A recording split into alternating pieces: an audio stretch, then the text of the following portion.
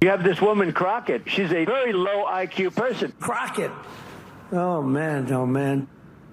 She's a very low IQ person. Now they're going to rely on Crockett. Crockett's going to bring them back.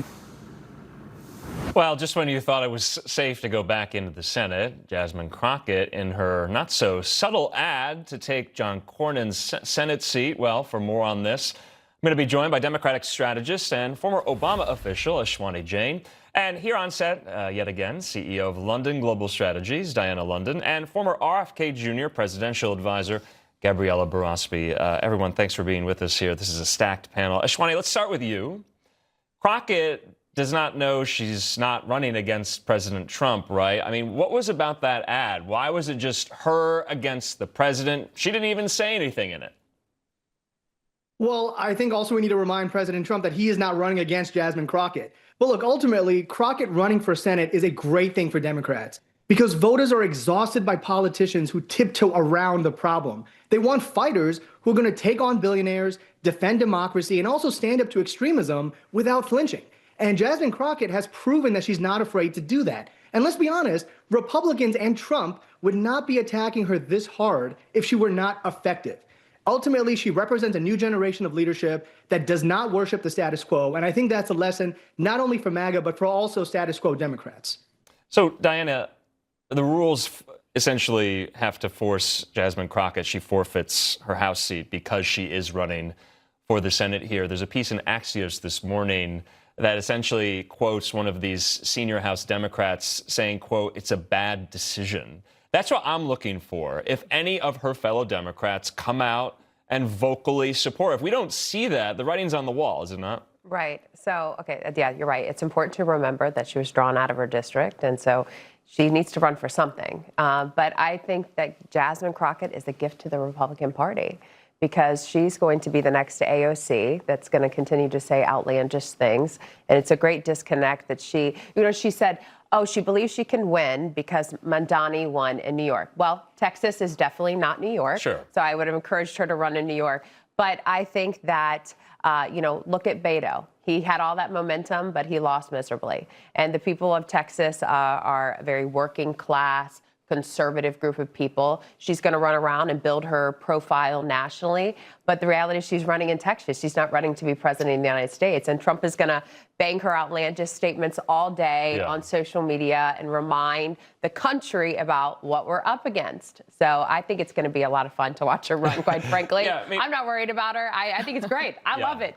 More Jasmine Crockett. John Cornyn is, I think, simply ecstatic. I mean, he's giddy. And maybe you're right. Jasmine Crockett has some squad envy going on here. So we'll just have to see about that. But to your point, Beto ran twice for Senate for president. Colin Allred was about to run twice. He's not doing that. He dropped out because Crockett got in here. Gabriela, to you, though, on another issue. President Trump just kicked off his year-old affordability tour by putting Democrats in their place. Let's listen.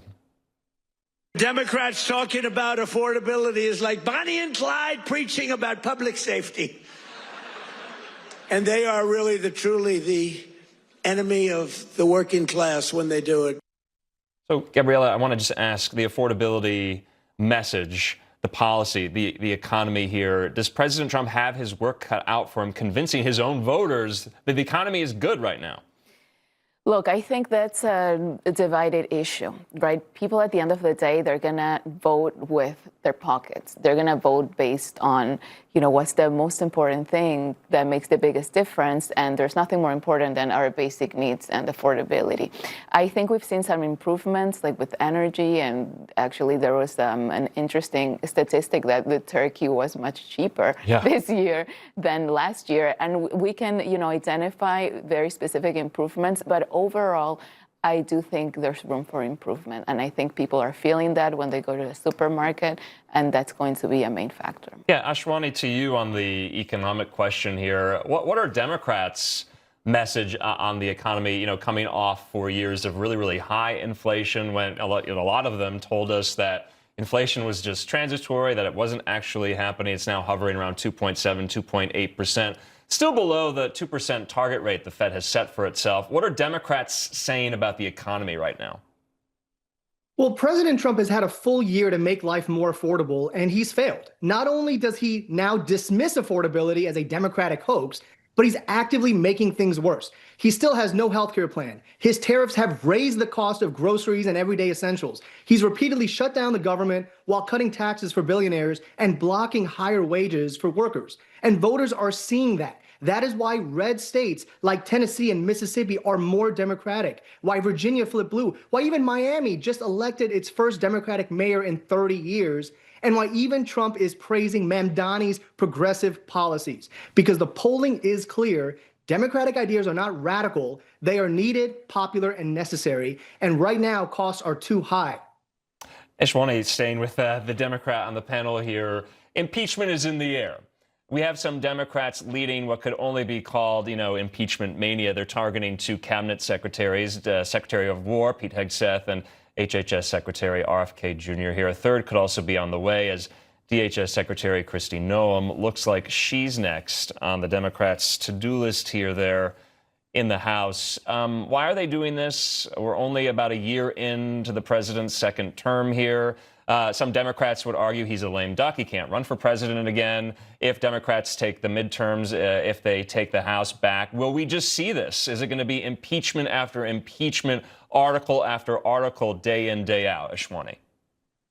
Well, calls for impeachment are not about politics. They're about accountability. Republicans have spent years insisting that no one is above the law, launched investigations over emails, laptops, and also manufactured scandals. So by their own standard, when senior officials are accused of abusing power, spreading dangerous misinformation, or undermining public trust, or even violating ethical and legal norms, Congress has a duty to step in. Impeachment, by the way, is not a verdict, it's oversight. And this is not just some partisan witch hunt. These concerns and calls for impeachment are bipartisan. It's not just Democrats, but also senior Republicans that are calling for this accountability. All right, Diana, Gabriela, let's have you guys respond to this. Gabriela, you first. One of your former bosses is in the crosshairs here. What do you make of this? Haley Stevens is leading the charge, the Democrat from Michigan, against RFK Jr. here. Do you think it's going to get off the ground, or is this going to be dead on arrival? Look, unfortunately, Kennedy is one of the most targeted politicians. And I mean it in a security, safety standpoint, but also this is a perfect example of it as well. And I experienced it when I worked in the presidential campaign with him. I don't think this has credibility. I really think, they're using it as a political weapon. I don't think there's anything there. I don't think it will stand. And I remember when impeachment used to actually mean something. Like, we all remember what happened with Bill Clinton as an example. Sure. And it used to be something that, that really shocked the country and really mattered. I don't know what they have. It used to be very rare, to your point. And very rare. Unprecedented, obviously, in Trump's first term. We saw him impeached twice. Diana, to you, I wanted to ask, what do you make of this effort here? Reminding the viewers also, former DHS Secretary Alejandro Mayorkas was impeached in February of 2024 by House Republicans over his handling of the border. So there is recent precedent for a cabinet secretary getting impeached. I listened to our friend there on the Democrat side, and I want to say it is all a load of BS. You cannot, so what is it? We're going to focus on the economy, and we're going to, you're talking about the economy and all these things, or you're showing exactly who the Democrat Party is. It's not about the economy. It's not about affordability. It's about getting in and impeaching the president and going after his cabinet. So are we going to fix the economy, or are we going to impeach the president? Because the American people are tired of the impeachment and the constant division. They want to be able to work and to provide for their families. And I'm so glad that the president's going on the road, because he's going to remind everybody he inherited the high inflation and the attack on the American economy that the Biden administration did. They weren't focused on affordability. They were focused on control. So he's going to go on the road. He's going to remind everybody what he inherited and what he's doing. And I think this next year, you're going to see the economy turn around. And the Democrats are worried about that. That's why they want to just talk about impeachment and all the nonsense. All right, Ashwani, we'll get you to respond just finally there to Diana's point.